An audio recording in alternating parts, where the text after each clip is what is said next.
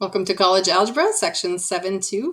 We're now going to take those equations we were looking at in lesson 7.1 and learn how to solve them with matrices. So if you haven't done lesson 7.1, make sure you do that and work out a couple of those problems by hand because you need to understand the process of what's going on, and then we get to make the magic happen, which is matrices. I love matrices. All right, so this looks like a long list, but it's really not that big of a deal. We're going to represent equations with matrices, talk about the dimensions, square, identity, augmented, coefficient matrix, and then we're going to use matrices to solve them with row reduced operations. Now, if you had my class in the fall, we talked about a lot of these, so you know how to name the dimensions of a matrix. You know, a square matrix is a 2x2 or a 3x3 or a 4x4. It's not a rectangle, it's a square. The identity matrix is something that looks like 1, 0, 0, 0, 1, 0, 0, 0, 1. It has zeros and ones down the diagonal here. An augmented matrix is one where we have like our equal sign and then some more numbers. So there would be numbers over here and then another number over here. A coefficient matrix is these are the coefficients in a matrix. And then now we're going to solve. And there are more than one method to solving. So we're going to do row echelon form and row reduced echelon form. And then that basically is together the Gauss-Jordan method. But anyway, the good news is this is just like the last lesson, but because it is in a matrix, it's something that technology can help us out with when the problems get crazy. So we basically have the same three rules with matrices because matrices are just like equations. So you can swap around two rows of a matrix just like you can flip two equations. You can multiply any row or divide any row by anything you want. And you can multiply a row by something and add it to the other row and put it in that spot, just like we were doing in the last lesson when we were solving these things. So here is our system of equations. In fact, it might even be the same one we did at the beginning of the last lesson. But this time we're going to do it with matrices. So the first thing you do is we need to turn this into an augmented matrix. And this matrix means you just take the coefficients of each of these terms and plug them in here. So 2, negative 3, 1. And then where the equal sign is this bar. They have to be in the same order. So this is x, y, z equals number, x, y, z equals number, x, y, z equals number. If they're not, then you can't put them in here yet. So you have to rearrange them first. But that's all. First step, get it into a matrix. That's supposed to be a straight line there. All right, once we have the matrix, we're going to use all the same rules that we did last time. So I have the same matrix here on the next slide. But I swapped these two rows. So I want that 1 in the first place. And just like when I wanted the x here to have a 1 in the first row, so I just swapped two rows. Now my goal is to get zeros here and here. So my first row is not going to change. I just kept the same matrix. But I want to get a 0 here and here. So in order to get a 0 here, let's do the first one right here. This is a 1. So I'm going to multiply it by negative 2 times row 1 and add it to row 2. And if I do this times negative 2 plus this, I will get 0. Negative 2 times this plus this, I will get negative 1. Negative 2 times this plus this, and so forth. And that gives me that new row. And then I can do this at the same time. I don't even have to rewrite. I can make this 0 by multiplying negative 3 times row 1 and adding it to row 3. Negative 3 plus 3 is 0. And then we get the rest of this row. So I basically only had to rewrite my matrix once, and I've got my 1, 0, 0. Now we know the next step would be to make this a 1, and currently it's a negative 1. So the next step that's going to be on the next page is I'm going to multiply this row 2 times negative 1.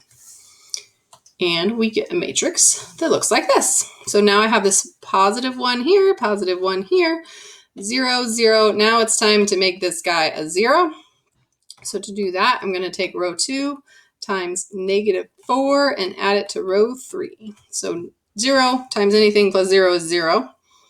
Negative 4 times 1 plus 4 is 0. Negative 4 times 3 plus negative 7 is negative 19. And this should look very familiar because it is the same problem we did last time. Now we have our ones and our zeros, and we have one more step to make this a 1.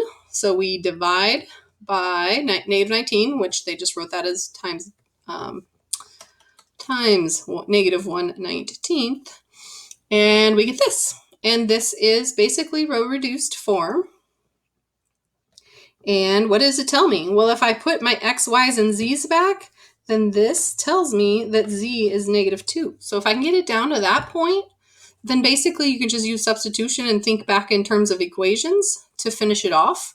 There are other ways, but that's all you have to do is take that -2, plug it in there, solve for y, then plug it in there and solve for x.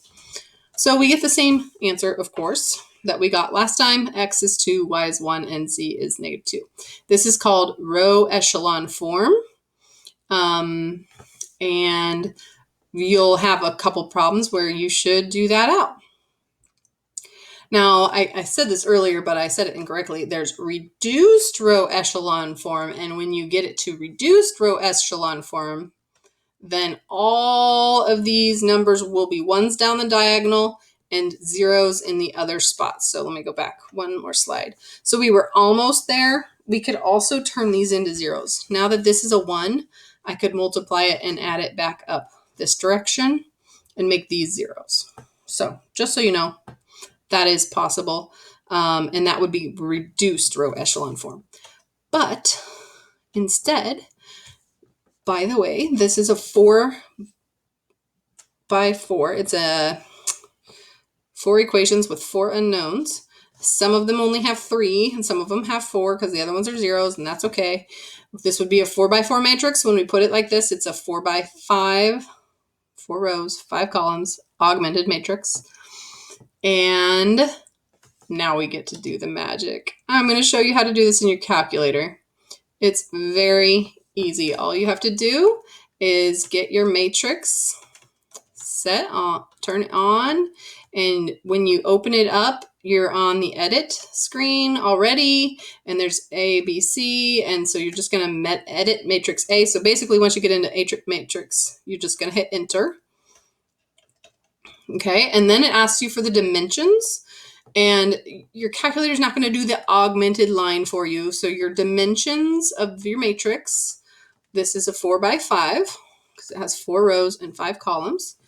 And you put in all the numbers. Put in the numbers from the equation. So when you're doing your homework, you do not have to write down the equations, but I would like to see your augmented work. So if I say show me your matrix, it's this, and then you're going to put it in your calculator.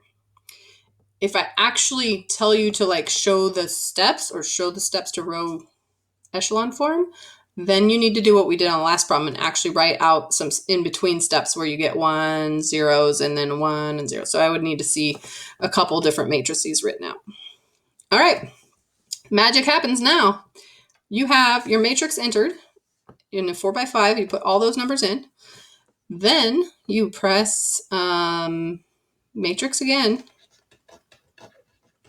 And this time you're going to go over to where it says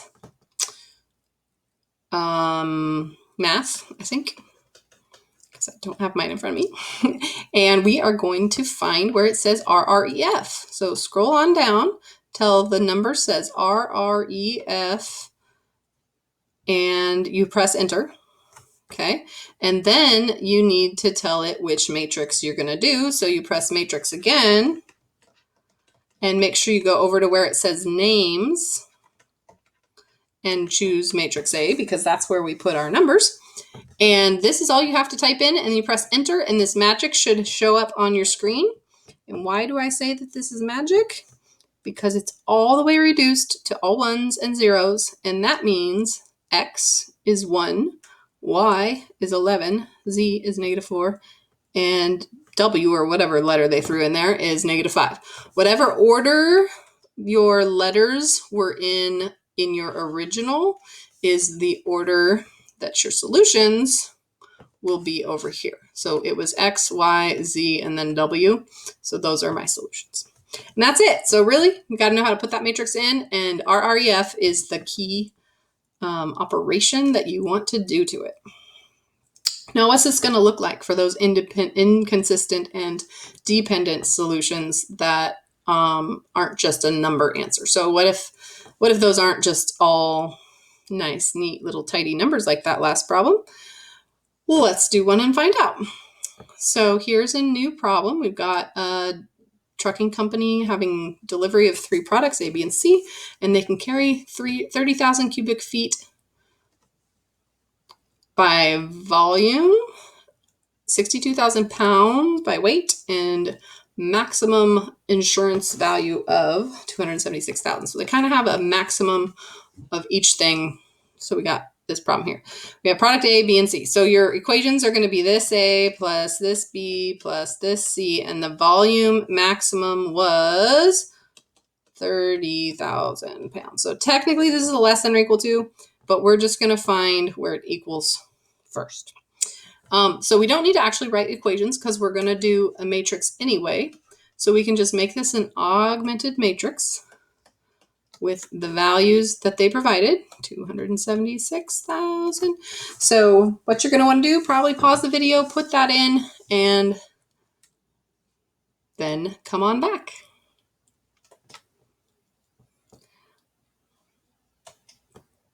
All right, so these are my values as they are in matrix A. If you want to see them on the home screen, you can just hit A and hit enter, and it will show you your matrix that's in A. Or you can go back to matrix edit and look at A in there.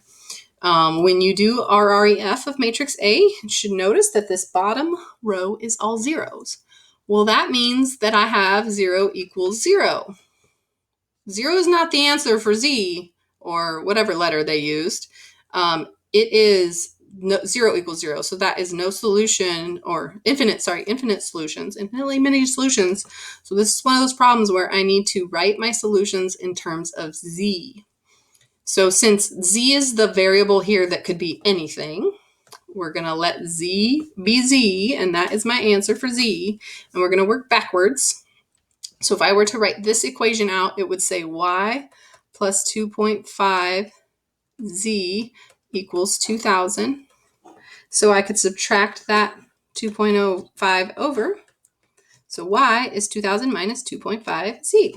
2,000 minus 2.5 Z. Sorry, my Z's and 2's look a lot alike sometimes.